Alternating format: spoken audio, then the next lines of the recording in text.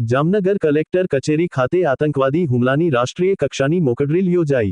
Collector કચેરી ખાતે આતંકી હુમલો થયાની જાણ જિલ્લા કંટ્રોલ રૂમને કરવામાં આવી. જાણ થતાં જ જિલ્લા વહીવટીતંત્ર, પોલીસ, ફાયર બ્રિગેડ, 108 એમ્બ્યુલન્સ, આરોગ્ય વિભાગ અને ડિઝાસ્ટર મેનેજમેન્ટની ટીમો તાત્કાલિક ઘટના સ્થળે દોડી આવી. રાજ્ય સરકારના માર્ગદર્શન હેઠળ NSG, Chetak commando, CISF quick response team Jamnagar અને જિલ્લા વહીવટી તંત્ર દ્વારા સંકલિત કામગીરી હાથ ધરવામાં આવી. સમગ્ર વિસ્તારમાં કોર્ડન કરીને સર્ચ ઓપરેશન ચલાવવામાં આવ્યું હતું. અંતે જિલ્લા વહીવટી તંત્ર દ્વારા સમગ્ર ઘટના રાષ્ટ્રીય કક્ષાની મોકડ્રીલ હોવાનું જાહેર કરવામાં આવેલ. આ અભ્યાસનો મુખ્ય હેતુ આપત્તિ સમયે ત્વરિત પ્રતિસાદ, વિભાગો વચ્ચે સંકલન અને અસરકારક બચાવ કામગીરીનું મૂલ્યાંકન કરવાનો હતો.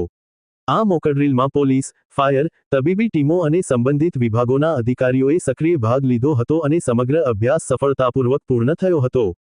જિલ્લામાં બીજા દિવસે બીજી મોકડ્રીલ કરવામાં આવેલ.